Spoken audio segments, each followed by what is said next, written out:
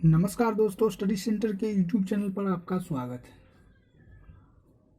आज हम लोग गणित के 5 अति महत्वपूर्ण प्रश्न को शॉर्ट ट्रिक से बनाने का प्रयास करेंगे, जो आगामी सभी परीक्षाओं में बार बार पूछे जाते हैं और बहुत ही महत्वपूर्ण प्रश्न है दोस्तों।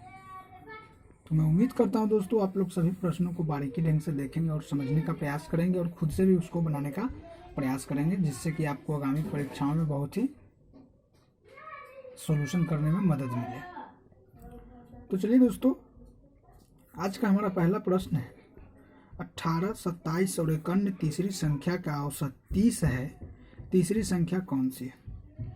तो दोस्तों इसको बनाने के लिए हम लोग गो थ्रू ऑप्शन चलेंगे, ठीक है, या फिर एक्स मानकर भी बनाएंगे।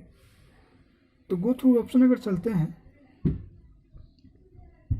या फिर एक्स मानते हैं, तो मान लीजिए कि 18 + 27 + x बराबर 30, और यहाँ बट्टा में 3 तो गुने 3 हो जाएगा। तो यहाँ से x बराबर क्या हो जाएगा 90 माइनस 27 18 45, नहीं x बराबर क्या आ जाएगा 45। तो हमारा राइट आंसर क्या आएगा दोस्तों 45। तो देखेंगे 45 किस ऑप्शन में है, तो ऑप्शन नंबर डी हमारा क्या हो जाएगा सही हो जाएगा दोस्तों। तो मैं उम्मीद करता हूँ दोस्तों यह प्रश्न आप लोगों को बहुत अच्छे तरीके से समझ में आ गया होगा, और अगर इस तरह के प्रश्न आपके एग्जाम में आते हैं तो आप बहुत ही आसानी से सॉल्व कर सकते हैं। तो प्रश्न अगर समझ में आ रहे हैं दोस्तों, तो चैनल को जरूर सब्सक्राइब कीजिए और नोटिफिकेशन बेल को जरूर दबाएं, ताकि अधिक से अधिक वीडियोज आप लोगों को मिलती रहे। चलिए दोस्तों नेक्स्ट प्रश्न की ओर चलते हैं। दोस्तों आज का हमारा अगला प्रश्न है 15% के लाभ और 9% की हानि के बीच का अंतर ₹768 है। यहाँ जिसकी बात की जा रही है उस वस्तु का लागत मूल्य कितना है। हमें उस वस्तु का 100% निकालेंगे तो उसका लागत मूल्य होगा।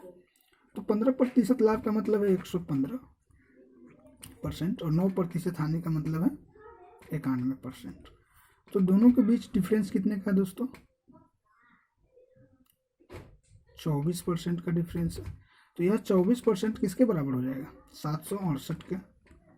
तो 1% बराबर क्या हो जाएगा 768/24। अब इसको घटा लीजिए, 24 × 72, 24 दूना को 48, यानी 1% बराबर 32 है। तो 100% बराबर क्या हो जाएगा 32 गुना को 100, यानी 3200 रुपया।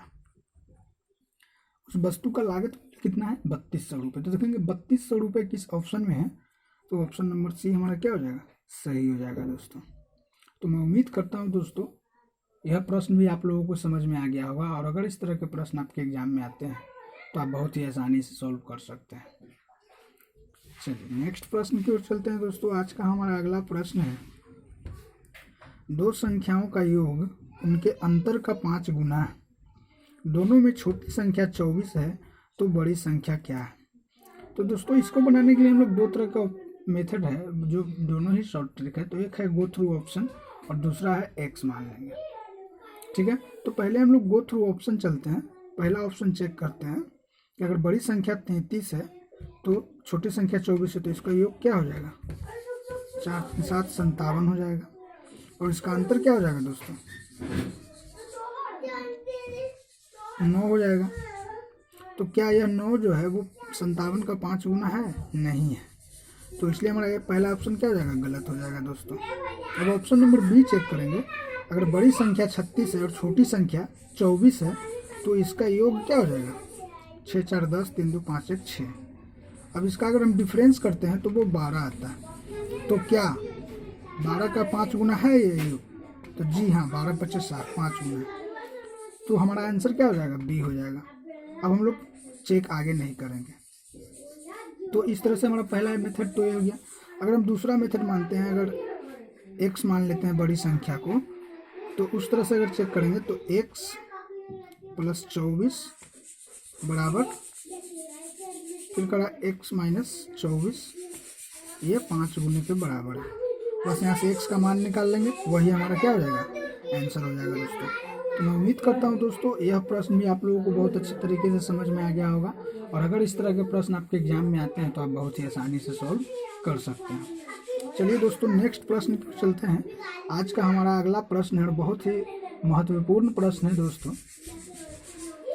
सरल कीजिए 34 भागे 17 का 2 + 5 बराबर क्या होगा।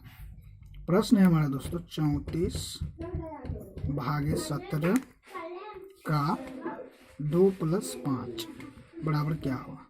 तो बहुत ही सिंपल है दोस्तों, इसके लिए हम लोग कुछ ज़्यादा कुछ करने की जरूरत। बोर्ड मास के रूल्स हम लोग जानते हैं कि पहले का सॉल्यूशन होता है, उसके बाद गुना, उसके बाद इस तरह से होता है। तो हम लोग पहले का करेंगे।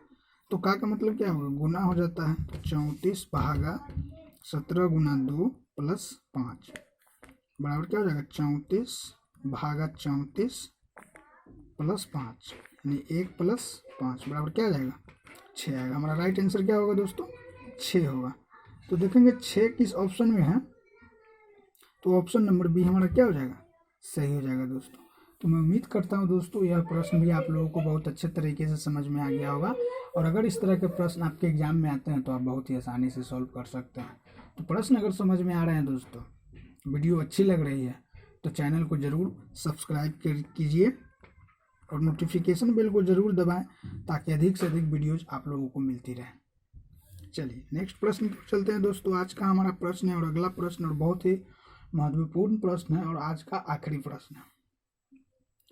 एक दुकानदार 9 वस्तु बेचकर एक वस्तु के विक्रय मूल्य के बराबर लाभ अर्जित करता है, उसका लाभ प्रतिशत कितना है। कह रहा है दोस्तों 9 वस्तु बेचता है, ठीक है, और एक वस्तु के विक्रय मूल्य के बराबर लाभ अर्जित करता है, यानी सीपी क्या हो जाएगा दोस्तों, 9 है, ठीक है, और एसपी प्रॉफिट कितने का है, एक वस्तु का। 9 वस्तु बेचने पर उसको एक वस्तु के लाभ के बराबर होता है, यानी उसको लाभ कितना हो रहा है, 8 हो रहा है, ठीक है। तो क्या हो जाएगा, प्रतिशत में पूछ रहा है, तो 1/8 गुना को 100, तो क्या हो जाएगा, इसको भाग कर दीजिए, 8 एकम 8, 8 दूना 16 और पॉइंट में 12.5%। तो इसका राइट आंसर क्या आएगा दोस्तों, 12.5%। देखेंगे 12.5% किस ऑप्शन में, तो ऑप्शन नंबर सी हमारा क्या हो जाएगा, सही हो जाएगा दोस्तों। तो मैं उम्मीद करता हूं दोस्तों यह प्रश्न भी आप लोगों को बहुत अच्छे तरीके से समझ में आ गया होगा। और अगर इस तरह के प्रश्न आपके एग्जाम में आते हैं तो आप बहुत ही आसानी से सॉल्व कर दीजिएगा। अगर सारे प्रश्न समझ में आ रहे हैं और अगर नहीं भी आ रहे हैं तो आप कमेंट बॉक्स में ज़रूर बताइए, फिर से हम उसको बनाने का प्रयास करेंगे, फिर से समझाने का प्रयास करेंगे। और आप चैनल को ज़रूर सब्सक्राइब कीजिए और नोटिफिकेशन बेल को ज़रूर दबाएं ताकि अधिक से अधिक वीडियोज आप लोगों को मिलती रहे। और वीडियो को लाइक और शेयर ज़रूर करें जिससे अधिक से अधिक विद्यार्थियों को लाभ प्राप्त हो सके।